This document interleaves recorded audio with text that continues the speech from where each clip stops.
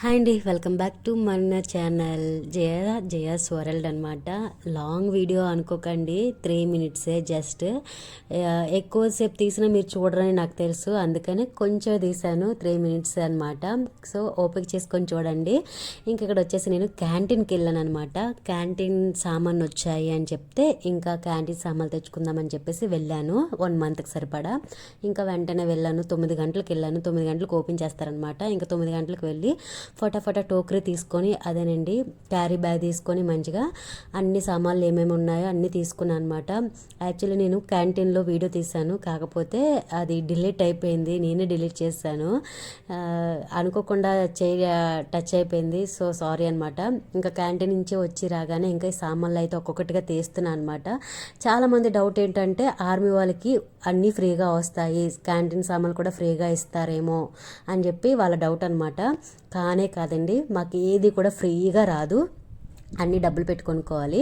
కాకపోతే క్యాంటీన్ సామాన్లు చెప్తాను, ఉదాహరణకి క్యాంటీన్ సామాన్లు చెప్తాను వినండి. క్యాంటీన్ సామాన్లు ఇప్పుడు చూడండి, మనం బయట ఒక 100 రూపాయలు పెట్టి ఏదైనా వస్తువు కొన్నామనుకోండి, ఆ 100 రూపాయల వస్తువు మన క్యాంటీన్లో 50 రూపీస్కి వస్తుంది అనమాట.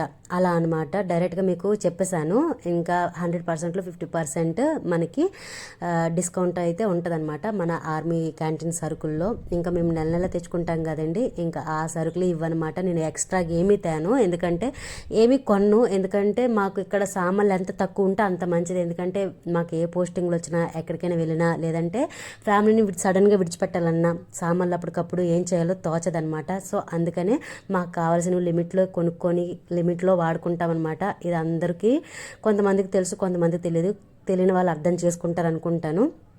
ఇంకా నేను నెలకు సరిపడా షాంపూలు, సబ్బులు, బట్టల సబ్బులు, గిన్నెల సబ్బులు, అలాగే పిల్లల కోసం మ్యాగీ, వాళ్ళకి స్నాక్స్ మొత్తం అన్నీ తీసుకుంటానండి, కావాల్సినవి మాత్రమే. ఇంకా ఎక్స్ట్రాగా ఏమీ తీసుకోను, ఎందుకంటే అనవసరమైన ఖర్చులు మనకి ఎందుకు చెప్పండి, అందుకని చెప్పేసి నేను అలా ఆలోచిస్తాను అనమాట.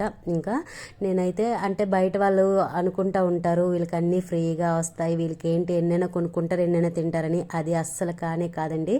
మేమైతే అన్నీ మంచిగా కొనుక్కుంటాము, కావాల్సినవి కొనుక్కుంటాము. మాకేమీ ఫ్రీగా కాదు, అన్ని డబ్బులతోనే. కాకపోతే శాలరీలో కట్ అవుతూ ఉంటాయి అనమాట. ఇది ఎవరికి తెలియదు, కొంతమందికి తెలుసు, అంతే. తెలియని వాళ్ళకైతే చెప్తున్నాను. ఇంకా నేను సామాన్లు అయితే మొత్తం అన్నీ తెచ్చుకున్నాను అండి. ఇంకా సోంపాపిడి వచ్చింది. సోంపాపిడి కూడా ఎప్పుడు కొనుక్కోము, కానీ ఈసారి కొనుక్కోవాలనిపించింది ఎందుకంటే తినాలి అని ఉంటే ఖచ్చితంగా తీసేసుకుంటాను అనమాట. ఇంకా పిల్లల కోసం అయితే నేను సోంపాపిడి, ఇంకా క్యాంటీన్లో స్వీట్స్ అన్నీ దొరుకుతాయి, కానీ ఏమీ తీసుకోను, ఎందుకంటే పిల్లలు తింటే ఖచ్చితంగా దగ్గు వచ్చేస్తుందండి. మా పిల్లలకైతే స్వీట్ ఎక్కువ పడదు, వాళ్ళ కోసం భయపడి నేనైతే తీసుకున్నాను అనమాట. ఇంకా కావాల్సినవి తీసుకుంటాను. ఇంకా ఏంటంటే చాలామంది అనుకుంటారు వీళ్ళకి ఫ్రీ ఫ్రీ ఫ్రీ ఏమీ ఫ్రీ కాదండి, అన్ని డబ్బులు పెట్టి కొనుక్కుంటాం. హాస్పిటల్కి వెళ్తామా, అవి శాలరీలో కట్ అయిపోతాయండి.